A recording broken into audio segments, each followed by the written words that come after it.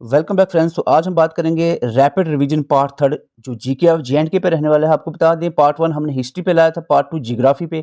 आज हम जम्मू एंड कश्मीर की जीके पे रैपिड रिवीजन सेशन ला रहे हैं। इसमें क्वेश्चंस के साथ डिटेल एक्सप्लेनेशन रहती है, बहुत ही हेल्पफुल सेशन रहते हैं। क्वेश्चन नंबर 1 आपके सामने है। ये क्वेश्चन रिसेंटली एग्जाम में पूछा गया जेकेएसएसबी के द्वारा। कॉलम 1 में हिस्टोरिकल ट्रीटीज दी हैं, कॉलम वाई में आउटकम्स दिए हैं। आपको मैच करना है। यहाँ पर ट्रीटी ऑफ अमृतसर के बारे में बताओ क्या है ये। It is related to the creation of J and K princely state. Shimla agreement की बात करें तो ये रिलेटेड है सीज फायर के, जब इसको एलओसी नाम रखा गया था इस सीज फायर लाइन का। और इंस्ट्रूमेंट ऑफ एक्सेशन यही है कि जम्मू एंड कश्मीर को एक्सेस करना इंडिया में। ये तीनों जो है आप इसका मैच कर सकते हो यहाँ पर। अब इसके बारे में थोड़ी सी एक्सप्लेनेशन देख लेते हैं जल्दी से। ट्रीटी ऑफ अमृतसर पे थोड़ी सी नज़र डालें तो इसको सेल डीड ऑफ कश्मीर कहा जाता है। डेट बहुत इंपॉर्टेंट है, 16 मार्च 1846 में ट्रीटी ऑफ अमृतसर साइन होती है अंग्रेज़ों और महाराजा गुलाब सिंह के दो बीच में, जिसमें महाराजा गुलाब सिंह 75 लाख में जम्मू एंड कश्मीर को खरीदते हैं अंग्रेज़ों से। तो इसी तरह से जम्मू एंड कश्मीर की जो क्रिएशन है वो 16 मार्च 1846 को होती है। तो क्वेश्चन में इंस्ट्रूमेंट ऑफ एक्सेशन के बारे में मेंशन था।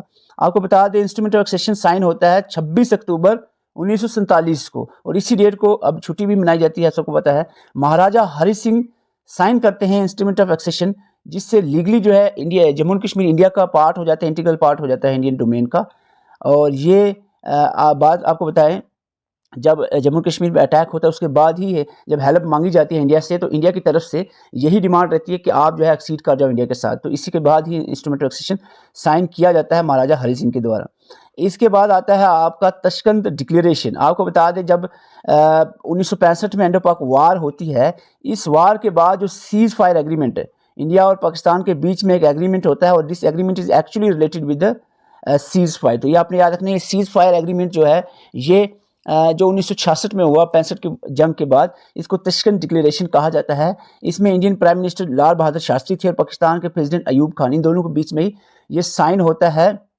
और जो मीडिएटेड बॉडी थी वो थी सोवियत यूनियन, और ये तशकंद में ये साइन किया गया। इसको तशकंद डिक्लेरेशन इसलिए कहा जाता है। आपको बता दें जो सीज फायर एग्रीमेंट साइन हुआ था जिसको तशकंद डिक्लेरेशन कहते हैं, इसी में अगर आगे बढ़ते हैं, जब जंग होती है इंडो पाक की यहाँ पर 1971 में 1971 की जो जंग हुई है जिसमें बांग्लादेश की भी क्रिएशन होती है, इंडिया जीत जाती है और बांग्लादेश को अलग किया जाता है। इसके बाद होता यूँ है कि ये सीज फायर लाइन क्रिएट की गई थी तशकंद डिक्लेरेशन के दौर में, इसको एलओसी का नाम दिया जाता है, लाइन ऑफ कंट्रोल इसको अब चेंज किया जाता है।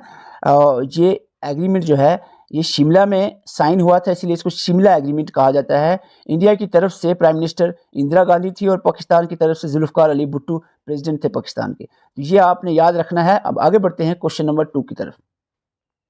जीरी मेला सेलिब्रेटेड इन, कहाँ पर होता है जीरी मेला? जम्मू, सांबा, किश्तवाड़, गांदरबल। तो जीरी मेला जो है just near to the Jammu ही डिस्ट्रिक्ट में होता है, तो आंसर जम्मू रहेगा। आपको मैं यहाँ पर वाइज करवा दूँ, आपको बता दो फेयर फेस्टिवल आपने डिटेल से पढ़ने हैं, हमने नोट्स में मेंशन भी किया है डिटेल से, लेकिन यहाँ पर रिवीजन के लिए हम जस्ट आपको एक पॉइंट इन फेयर फेस्टिवल का बता रहे हैं, वो है लोकेशन। जैसे कि लीची फेस्टिवल कहाँ होता है? जम्मू में। जीरी कहाँ होता है? जम्मू में। ठीक है। बंगस वैली फेस्टिवल कहाँ होता है? कुपवारा में। मैं आपको रिवीजन के लिए ला रहा हूँ, मैंने सेशन का नाम क्या रखा है? Rapid revision. ठीक है। अगर आपने पढ़ा भी है तो काफ़ी दिनों से नहीं देखा है, नज़र नहीं लगाई है, भूल सकता है, इसलिए हम रैपिड रिवीजन सेशन चला रहे हैं, क्योंकि बहुत सारे स्टूडेंट अभी पढ़ने के मूड में नहीं है। तो इसलिए हम चाहते हैं कि एटलीस्ट आप एक रैपिड रिवीजन सेशन हमारा देख लें, जो आपने पढ़ा हुआ है वो तो एटलीस्ट याद आ जाए, और कुछ नई चीज़ें भी साथ में ऐड करने की हम कोशिश कर रहे हैं।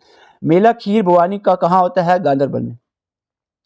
भद्रवाह की बात करें, बहुत सारे फेस्टिवल्स और मेलाज होते हैं भद्रवाह में, जिसमें इंपॉर्टेंट आता है सुबरदार मेला, लिवेंडर फेस्टिवल, मेला पेट, तिहार मेला, दोनों जगह पे होता है भद्रवाह और किश्तवाड़ में। तो ये आपने याद रखना है, लिवेंडर फेस्टिवल, सुबरदार मेला, मेला पेट भद्रवाह में होता है, और तिहार मेला भद्रवाह किश्तवाड़ दोनों में सेलिब्रेट किया जाता है। उधमपुर में यहाँ पर बात करें गोल मेला एंड मोंगरी मेला उधमपुर में होता है, और सांबा में बाबा सिद्ध गौरिया मेला के साथ पुरमंडल मेला सांबा में होता है। एंड वेरी इंपॉर्टेंट, बाबा दनसर मेला कहाँ पर होता है? रियासी में। बाबा दनसर मेला रिसेंटली पूछा गया था एग्जाम में। क्वेश्चन नंबर 3 आपके सामने है, who is known as the nightingale of Kashmir. JKSSB के द्वारा क्वेश्चंस पूछे गए इस तरह के, इसलिए हम ला रहे हैं। और नाइटिंगेल ऑफ कश्मीर कहा जाता है हब्बा खातून को। और आपको बता दें इनमें से क्वेश्चन बनते हैं और बहुत सारे क्वेश्चंस इसमें से पूछे गए हैं। समुद्र गुप्ता, अलेक्जेंडर ऑफ कश्मीर, ललित आदित्य को कहा जाता है, नाइटिंगेल ऑफ कश्मीर हब्बा खातून को, अकबर ऑफ कश्मीर ज़ैनुल आबिदीन को, औरंगजेब ऑफ कश्मीर सुल्तान सिकंदर को, क्वीन डिड्डा का नाम कैथरीन ऑफ कश्मीर भी कहा जाता है, फादर ऑफ कश्मीरी गज़ल और जॉन केट ऑफ कश्मीर, 2 बार क्वेश्चन पूछा गया है, रसूल मीर को कहा जाता है, फादर ऑफ कश्मीरी गज़ल और जॉन केट ऑफ कश्मीर भी इनको ही कहा जाता है। लास्ट क्वीन जिन्होंने रूल किया कश्मीर पे दैट इज़ कोटा रानी। तो आगे बढ़ते हैं क्वेश्चन नंबर 4 की तरफ। Who is the first lieutenant governor, अभी रिसेंट एग्जाम में पूछा गया था, यूटी बनने के बाद, जम्मू कश्मीर यूटी बनी है, फर्स्ट लेफ्टिनेंट गवर्नर कौन थे? यूटी के लेफ्टिनेंट गवर्नर होते हैं, और पहले यूटी बनने के बाद पहले लेफ्टिनेंट गवर्नर कौन थे? तो राइट आंसर रहेगा गिरीश चंद्र मुर्मू।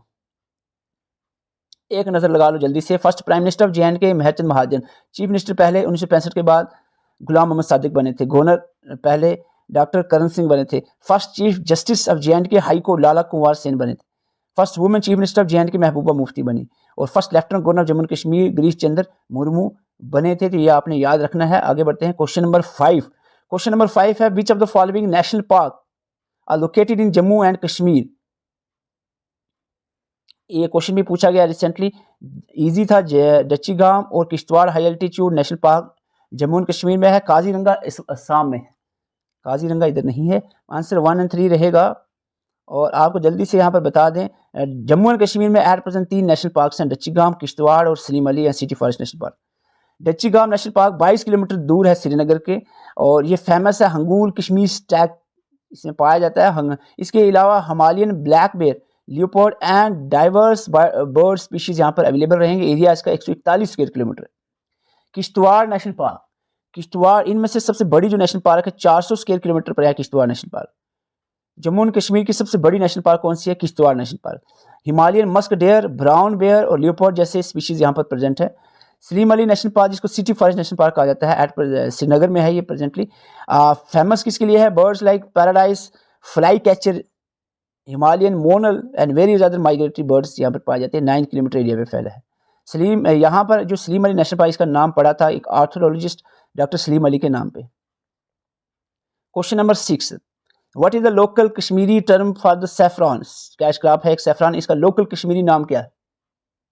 राइट आंसर रहेगा कोंग। कोंग इसको कहा जाता है कश्मीरी में। एक नज़र लगा लेते हैं, हालांकि आपने पढ़ा भी होगा सैफरॉन के रिलेटेड एग्जाम में क्वेश्चन पूछे जाते हैं mostly. Drive from stigma of the cultivated plant, कौन से पार्ट से सैफरॉन ड्राइव किया जाता है? जो इसका स्टिग्मा होता है फ्लावर का, स्टिग्मा पार्ट से। ये कैश क्रॉप है, एक खरीफ क्रॉप है जो जुलाई से अगस्त में इसको बीजा जाता है, हर कल्टिवेशन की जाती है इसकी। खरीफ क्रॉप है, याद रखना, समर क्रॉप। सैफरान के अदर नाम में आपका कोंग, इसको कश्मीरी भी कहते हैं, बुखाम संस्कृत में, सरोल इसको ईरान में कहा जाता है, और क्रोकस सेटिवस इसका साइंटिफिक नेम है। तो ये इसके नाम चारों याद रखना है। और इसके बाद कुछ अदर कैरेक्टर्स में, जैसे कि सैफरान कौन सी साइल पे ग्रो की जाती है? बहुत बार क्वेश्चन पूछा गया। कैरेवा साइल, इसको वुडर साइल भी कहा जाता है, इस पे ग्रो होती है सैफरान। सैफरान की जो कल्टीवेशन है इसको गोल्डन जेस्ट कहा जाता है। सैफरान मोस्टली पैमपुर और किश्तवाड़ जैसे एरिया में ग्रो की जाती है। सैफरान टोन या बोल, सैफरान बोल ऑफ कश्मीर पैमपुर को कहा जाता है। 2023 में सैफरान को जीआई टैग भी मिल चुका है। सैफरान वार्म सब ट्रॉपिकल क्लाइमेट में ग्रो होती है, वार्म सब ट्रॉपिकल क्लाइमेट में ग्रो की जाती है। जे.एंड.के के जो जे.एंड.के सैफरान एक्ट 2007 में पास किया गया था। India second largest producer saffron का, नंबर 1 पे ईरान आता है, सेकंड लार्जेस्ट प्रोड्यूसर है इंडिया सैफरान में। क्वेश्चन नंबर 7 आपके सामने है, बहुत इंपॉर्टेंट टॉपिक है टनल्स के रिलेटेड। ध्यान से ये क्वेश्चन पढ़ें और आगे जो इसकी एक्सप्लेनेशन है वो भी ध्यान से सुने। यहाँ पर कहा जा रहा है कि बनिहाल काजीगुंड टनल जो है इसका नाम श्याम प्रसाद मुखर्जी टनल रखा गया है।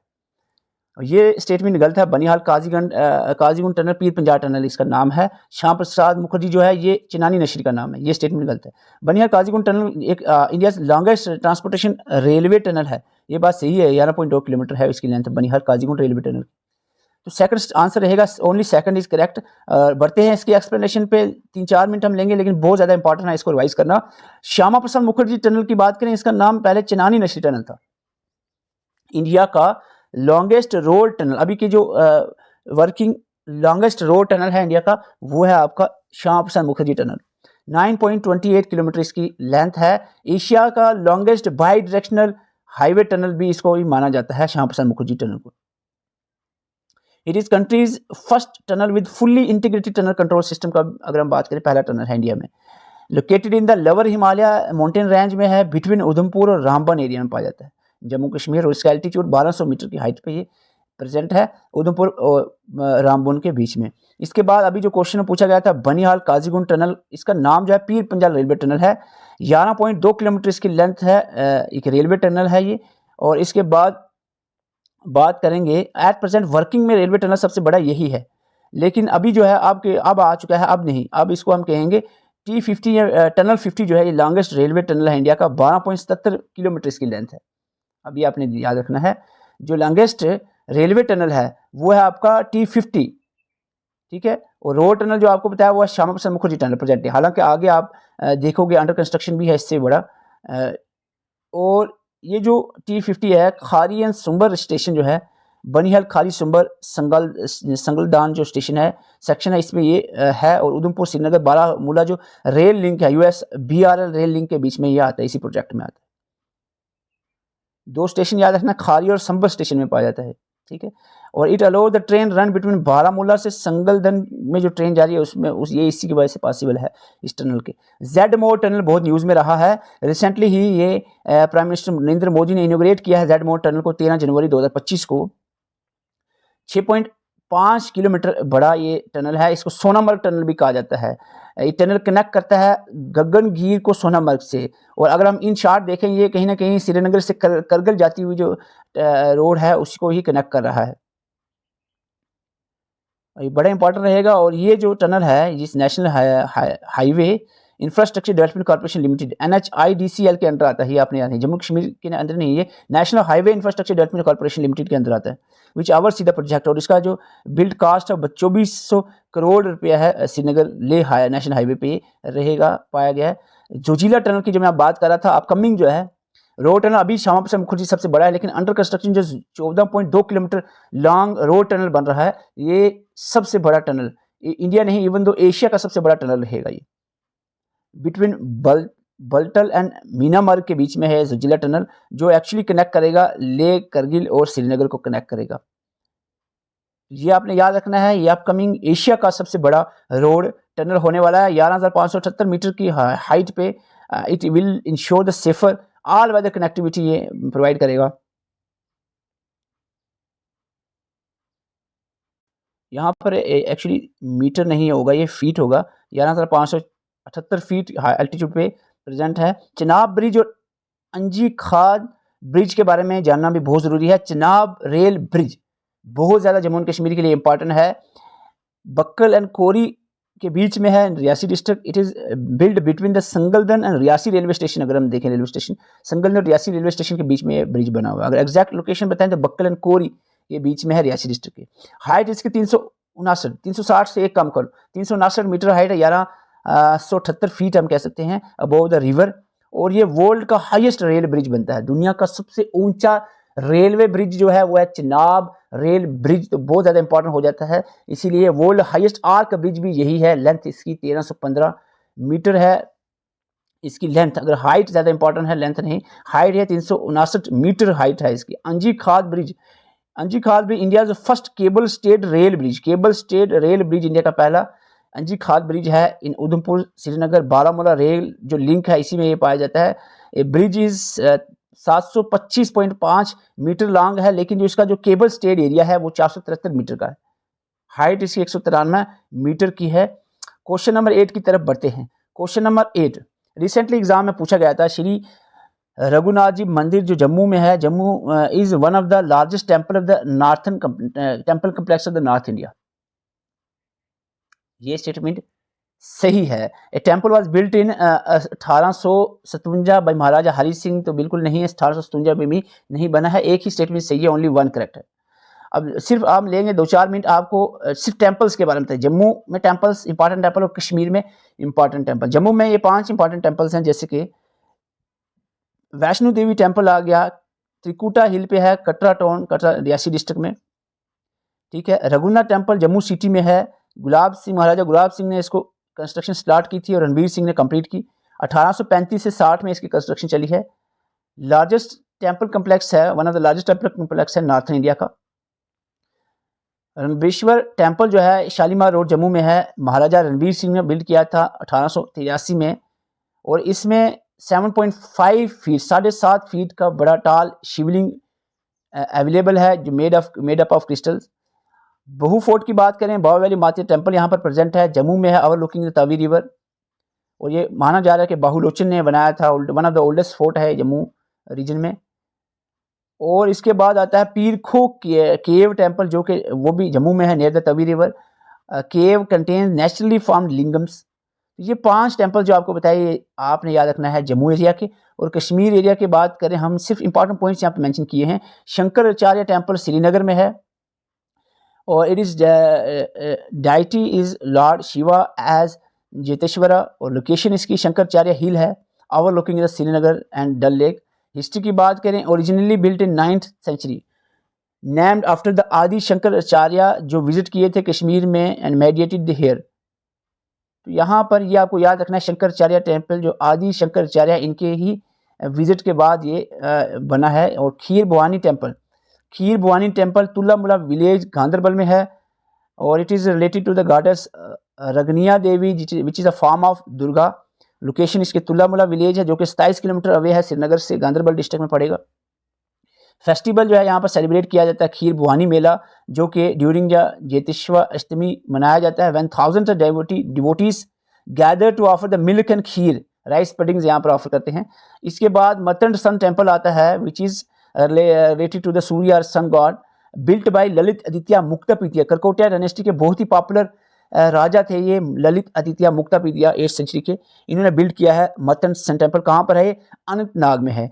उसके बाद आता है शरीका देवी टेम्पल, जो कि हरी पर्वत पर है श्रीनगर में। हरी पर्वत पे आपको बताया था 3 श्राइन्स हैं, 3 मुस्लिम्स जो सिख्स और हिंदूज के तीनों के श्राइन्स वहाँ पर जाते हैं, जिसमें शरीका देवी टेम्पल भी है।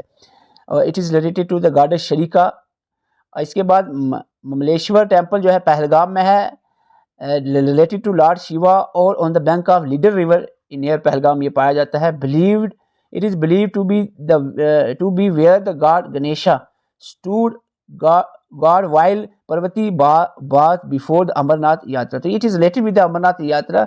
It is small but yet spiritually powerful temple है, surrounded by beauty, natural beauty associated with this Amarnath pilgrimage. तो ये बहुत ज़्यादा इंपॉर्टेंट एक्सप्लेनेशन थी इंपॉर्टेंट टेम्पल्स के रिलेटेड। जम्मू एंड कश्मीर के पीडीएफ में ग्रुप में डाल दूंगा, इसको जरूर आप रीड आउट करना। Which among the following is the highest mountain, इनमें से हाईएस्ट कौन सी है? देखो नांगा पर्वत 8000 से ज़्यादा इसकी मीटर हाइट है। जंस्कर उतनी ज़्यादा नहीं है, नूनकुन भी 7100 कुछ मीटर का है, लेकिन यहाँ पर आंसर यही रहेगा, नांगा पर्वत इनमें से ऊंचा है। क्वेश्चन नंबर 10 आपके सामने है, ये रिवीजन के लिए आपके लिए। Which of the following season is refer to as Sonth in Jammu and Kashmir? Kashmir में सौंत कौन से सीजन को कहा जाता है? The right answer is spring. जल्दी से रिवाइज कर लेंगे, हालांकि आपने पढ़ा है 6 Kashmir seasons mentioned in the book valley of Kashmir by Walter Lawrence. Shishur cold season को कहा जाता है, जो 15 जनवरी से 15 मार्च तक चलता है। साउंड स्प्रिंग को कहा जाता है 15 मार्च से 15 मई तक ही चलता है। ग्रीष्म गर्मी को कहा जाता है 15 मई से 15 जुलाई तक चलता है।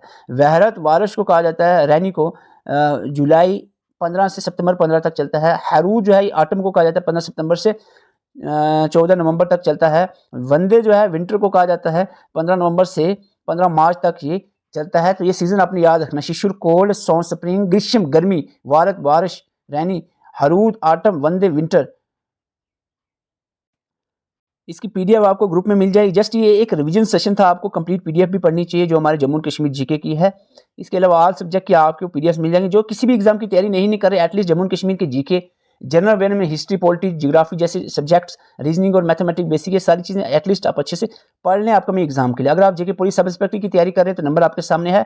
इसके अलावा आप किसी भी अपकमिंग एग्जाम की तैयारी कर रहे हैं, चाहे वो पटवारी हो, एनटी हो, एमटीएस हो, या किसी भी एग्जाम की तैयारी कर रहे हो, एटलीस्ट जनरल सिलेबस तो आप अच्छे से हमारे से मिलकर पढ़ सकते हैं। नंबर आपके सामने है, और ये जो पीडीएफ हम डिस्कस कर रहे हैं ये भी वहाँ पर आपको अवेलेबल हो जाएंगी। इस नंबर पे आप मैसेज कर सकते हैं स्क्रीनशॉट लेकर। वीडियो अच्छी लगी वीडियो को लाइक जरूर करके, और अगर आपको नेक्स्ट सेशन चाहिए तो आप कमेंट करके बता सकते हैं नेक्स्ट सेशन कौन से सब्जेक्ट पे लाया जाए। Thank you for watching.